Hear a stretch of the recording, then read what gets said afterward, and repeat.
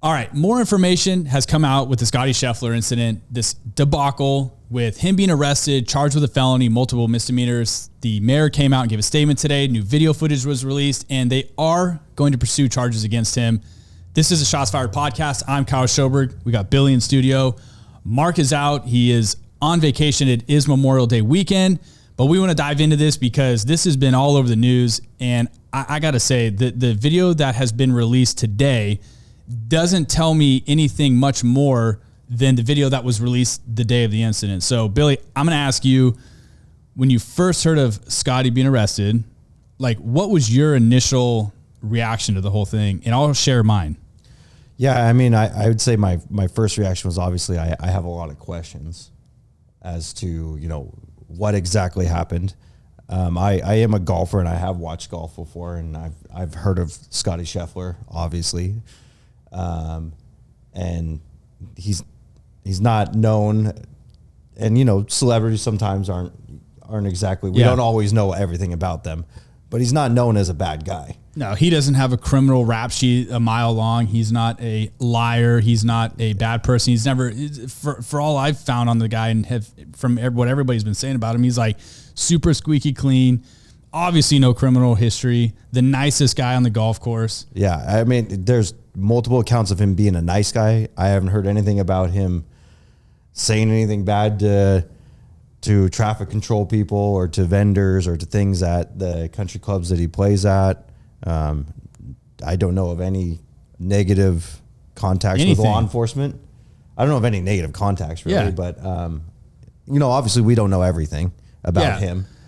So you have the number one golfer in the world being arrested on his way to a golf championship game that he was supposed to be teeing off that day. And there's a lot of confusion going on, and his account of what happened is obviously different than what the officer saying that arrested him. What I really liked is from Scotty Scheffler, I will say, is what I liked is after this happened, he said it's a huge misunderstanding and things will get solved. Yeah. When he said that, I was like, that is the most adult answer I've ever heard. Is he's not saying, bad cops did bad things and this happened and that happened. I'm innocent. He didn't say anything like that. He said, hey, look, it's a misunderstanding and things will get solved. Yeah, I agree. And I feel like when he did give his press conference after the fact, he seemed like a very stand-up guy. He had nothing negative to say about any of the officers that were involved in this whole thing. I do kind of think that in his mind, he probably thought that this was just going to go away. Right. And it hasn't. And now the mayor and the DA's office, I mean, they are pursuing these charges against him. And one of them is a felony. That's a very serious thing that he's having to face. Which and again, I don't know the facts of the case, and I don't know the evidence that's presented to the court, and I don't know any of these things, but I trust our judicial system. So I say, hey, like if it's got to go to a judge, if they're going to present the case to the judge, they present the case to the judge. And as we all know, I think we all know that there's a lot more evidence out there to the positive and to the negative. There's evidence out there, whatever it is, that will be presented to the court system on both sids, and let the judge make the decision. To me, that's not an issue. No, he does. So he does have his arraignment on Tuesday. I believe it's June 2nd. And that's when they are going to present this case to the judge, and the judge will decide if there's enough evidence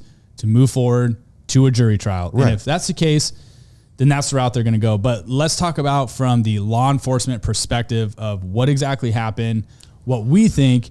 And there's not a whole lot to go off of based on the video that they put out, which is from a light pole across the street from where he was arrested after the fact. Well, another video and other videos that I saw, because I watched some of the tournament over the weekend, but there was cops coming up to him as he was coming into the show, shaking his hand and everything. And it was totally on both sides, which I appreciated. Both sides were, shaking hands and, were very, obviously no ill feelings. Respectful to each other and everything. And the reality is the Louisville Police Department, I mean, this is a huge PR nightmare for them. They're having to deal with all the repercussions of this. I mean, they're being attacked right now. The officer's definitely being attacked who arrested him. Right. So I want to start with the initial contact between the officer and Scheffler and how this whole thing happened. From the video. Well, or from what we know. So let's just, from our perspective in law enforcement, here's the thing. This is a tragic event that began with a pedestrian getting killed who was a worker for a vendor who was just there to work at this golf championship game. That's absolutely tragic. He was hit by one of the tour buses. So the officers are there dealing with a fatal vehicle accident. Those can be obviously chaotic. You have this tournament going on. You have a ton of people that are trying to get into the venue, and it's raining on top of that. So you have all these cops working this event.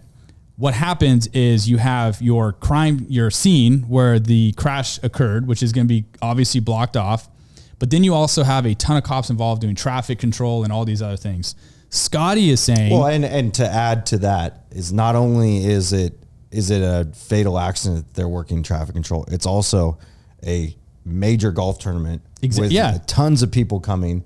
And not to mention there's areas where some people can go and some people can't go at this golf tournament that are not secure areas. They're not areas that in general, the public on any other day, the public could go to some of these places. Yes. So that is an added stress to law enforcement. Yes. You have so many cops trying to manage a scene like that and deal with, hundreds, if not thousands of vehicles and people trying to get past traffic or whatever. And I can honestly tell you, in years of being a cop, I would literally rather gouge my eyeballs out than sit there and have to do traffic control. It is very aggravating. Right. People get completely confused.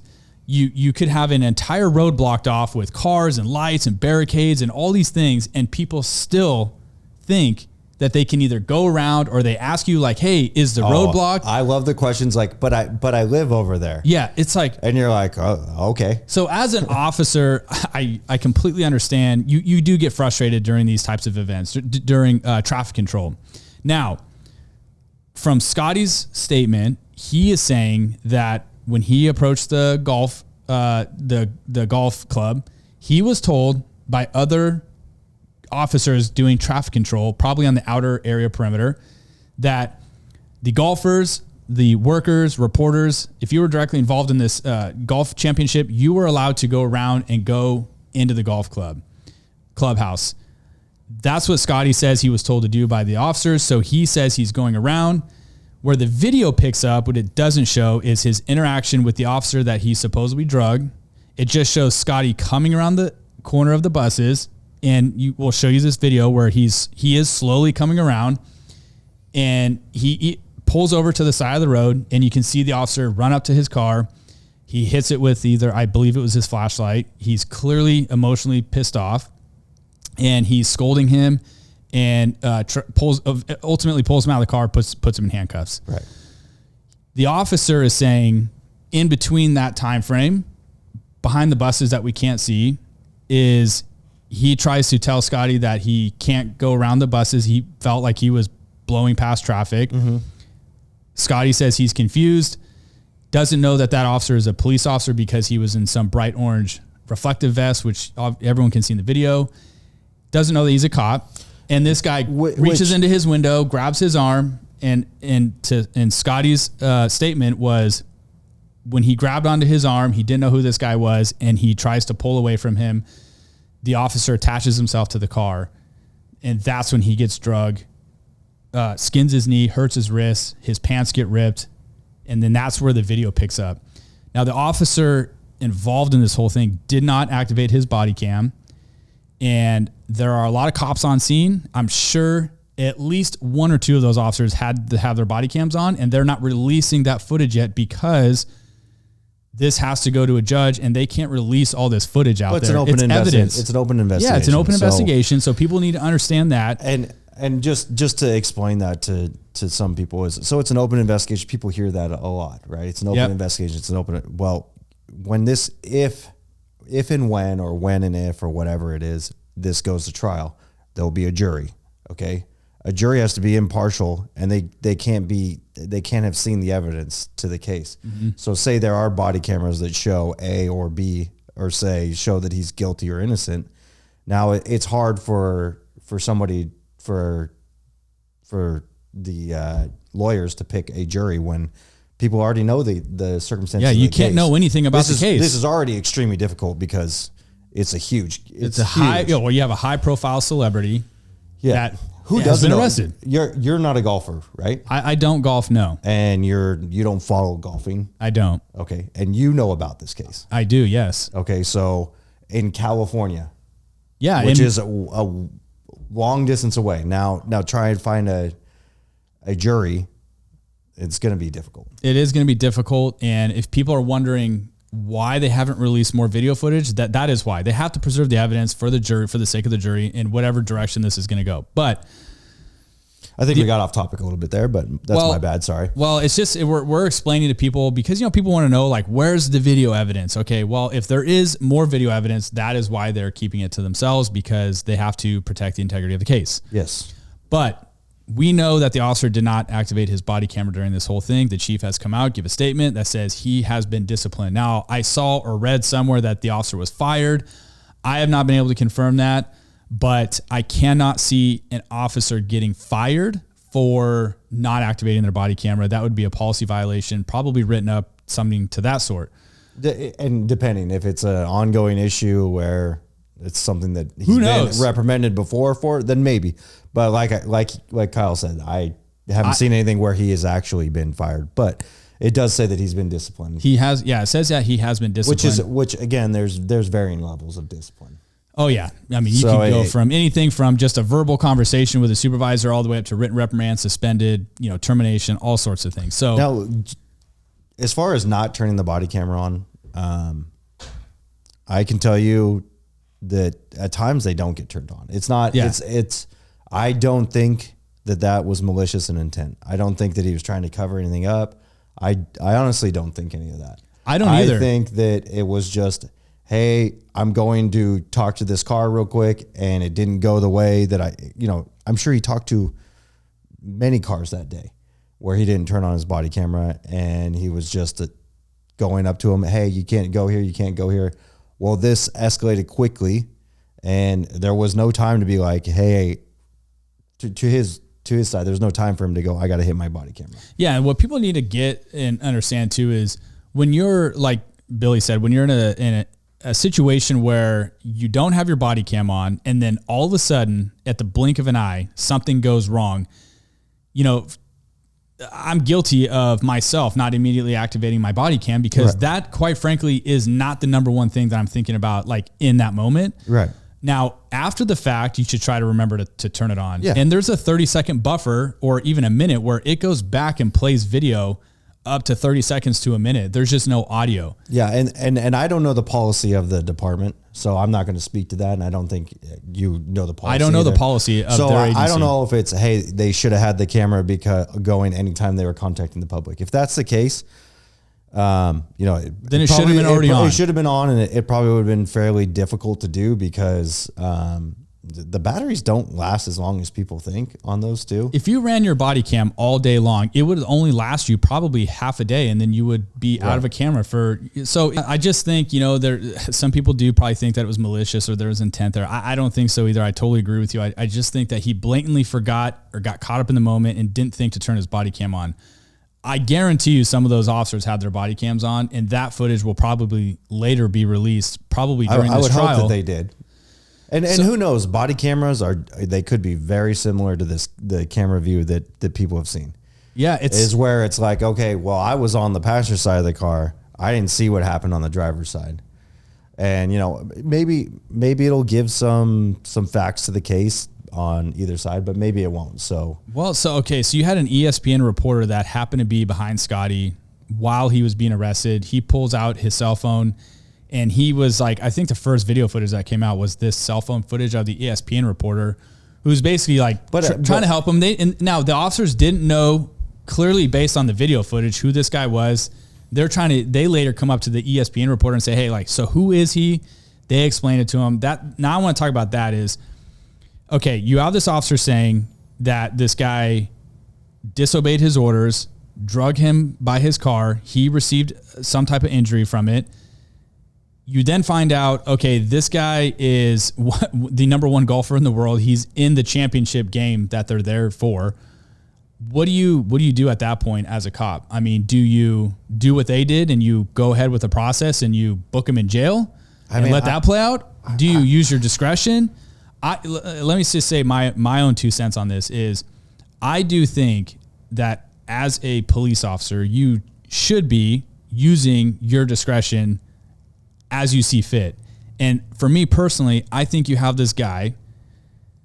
I don't take away the fact that he's the number 1 golfer in the world and that he's a celebrity. Like take that out of the picture. If this was just some random person who you felt maybe got confused, he doesn't come across like he's some, he's not, there was no ill intent on his part to injure this cop or go around traffic, any of that. He's completely confused.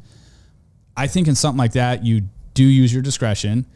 Maybe you are going to write this report up, obviously, but maybe it's something where you release this person and you write your report and you send it to the district attorney's office and you let them review it and hash it out. And if they choose, based on all the evidence that you present to them, body cam footage, your report, they want to move forward with charges, fine, go ahead with that. I don't think he should have been pulled from his car, placed under arrest, and booked in jail. If he did hit the officer and the officer fell to the ground and he was injured, I do think that he should be stopped and detained and questioned. Absolutely. And maybe put in handcuffs, depending on the situation, maybe initially put in handcuffs. Whether they follow through with the arrest or whatever, that's, and again, I don't know the laws of the state or how they do things in that county. So I don't want to speak too much onto that of how it could have been handled. But, it's obviously it's a sticky situation, and one officer was there that truly believed that he was maliciously injured. And I think he was injured, and I think he did fall to the ground, and I think he did get hurt, and I think this happened, but at no point do I think it was malicious. Yeah. And that's that's a personal opinion of mine, just from knowing the golfer, knowing the person. I don't think it was malicious in any which way. So once you find that out, then yeah, I mean, like, step back a little bit, because the malice has to be there for you to have a lot of these charges, and in our state, in the state we live in, there has to be some malicious intent to the injury and stuff like that, or grossly negligent. Yeah, which clearly in the video, which you could articulate, maybe there's some negligence there. Again, I don't know. Yeah, I mean, the video doesn't show that initial contact, so it's very hard to make that judgment. But what I will say is, do you think cops get emotionally charged when something like that happens and they get really amped up really quickly and then sometimes aren't able to bring themselves down a little bit? I mean, we had a little bit of discussion about that. And this could have been that case where this guy is like royally pissed off that this happened to him. Okay, rightfully so. He thinks one thing, Scotty thinks another thing, but ultimately the cop was drugged. He got injured. He's pissed off, thinks this guy is doing God knows what, trying to get away or blowing past traffic because he thinks he's maybe entitled. I don't know. Yeah. But he runs up to the car, whacks it with a flashlight, and then, clearly he's pissed off and rips him out of the car and puts him in handcuffs. So, and you have all these other cops standing around. I think, because I've been in situations doing traffic control where, like, I've been very pissed off with people in the public. I've been in situations where I've been hit by a car. Yeah. So I mean, like, that's happened to me, and I was not injured, and, I fell to the ground. I wasn't injured. It was an unrelated person to what I was doing, and I was literally in the middle of a public road. It just so happened that it happened the way that it did. It wasn't the driver's fault, but I remember falling on the ground, like, mad, like, this person hit me. Yeah. And getting up and then being like, okay, well, they hit me, but I was in the middle of the road, and I wasn't just walking down the middle of the road. Let's get that straight. But like, I was doing my duties, and it just so happened it took me into the road, and I was clipped by a car. I fell to the ground, and they pulled over, and they were, oh my God, oh my God, oh my God. They were going crazy. And I kind of get the feeling, just based on. But yeah, just to finish, I was mad. I was when I went to the ground, I was like, cursing and like, ow, like thinking I should have been hurt and everything. And then I got up, and luckily I had a good partner there, and we handled the situation. But yeah, I mean, it's, you go up and it's hard to come down sometimes. Yeah. And I think for cops that watch this, or any training, if there's any education aspect to this, it's, look, sometimes in this job, you are going to get royally pissed off. Yeah. Things aren't going to go your way. And there is going to come a time when you have to recognize, like you said, did this guy, was there like any ill intent on his behalf, or is this some dude that's just completely confused, maybe made a dumb decision? Fine. Maybe you scold him. Maybe you send him to the back of the line and tell him, you're not getting past here or whatever. But you have to be able to compose yourself, not overreact, and make a bad judgment call, because I think, case in point for this, like, this officer is getting absolutely ridiculed. Whoa. I mean, he's getting death threats. People have found out where he lived. He's getting phone calls. He's getting absolutely crucified. Which is dumb to me. I don't believe in that either. And I don't think people should be doing that. I don't know what happened. I mean, be more cautious, but malicious intent, I don't think so at all. Yeah, I don't see it either. It's kind of disheartening to me too, because, in this job, you arrest righteous, violent people who do, righteous crimes, drugs, they hurt people, they're violent. And a lot of times those charges don't get filed against these people, and they're right out of jail. And it's pretty frustrating. And then we have this case that's being so high profiled right now of a golfer of all people who was arrested, and they're pushing this thing to the bitter end. And look, I don't know if it's because maybe they're supporting their officer. Maybe they're like, hey, we had an officer get hurt in this ordeal. He's saying this, whether he had his body camera on or not. There have been statements made that if your camera is not on, then it didn't happen. I disagree with that. Just because we're in a day and age where we have technology and cameras doesn't mean all of a sudden all cops are liars and anything we say isn't true or valid just because it wasn't caught on camera. Yeah. That's a dangerous area to play in. But it's just sad that, like, it's gotten all this attention. This guy is going to be, it's a shitty situation for him. Like, he's going to have to go through the system. If he gets found guilty of this, he's going to have a felony on his record. Yeah. I mean, that's a big deal. And jail time. Yeah. You're talking fines, jail time, a felony on his record. Plus he's got all these other misdemeanors that they tacked on. So, which, who knows how it's going to get played out? It's definitely getting a lot of attention. If I was a betting person, at the very least, I would say that the felony charge is dropped or reduced. That's from what I know, and maybe there is the smoking gun that the police department has. That's, hey, here's the video of the entire incident, and it either happened or it shows him, flipping the guy off and saying, I'm going to run you over, and he runs him over. Like, okay. Well, yeah. Then we're going a different route. Yeah. So his attorney has blatantly been on the news saying, we are not settling. We're not taking anything less than going to a jury trial, and we're going to fight this. And it could be that they've already presented to his attorney, hey, here's what we want to do is we want to go, hey, one misdemeanor charge for this, and, a small fine or time served for going to jail already. And maybe Scheffler's like, hey, I know I didn't do anything wrong. Yeah. Let's go to court on it. And that could be what happened. Yeah, I think that's what's going on. Pat McAfee and AJ Hawk did an episode on this today, actually, and they did a good job. And if I didn't know any better, Pat McAfee might be a good detective, but he did a good job covering. I love the guy. Yeah, of course. You gotta respect the kickers. Yeah, he should have punted this to the cops who probably could have answered some of these questions for him. But anyways, the point is.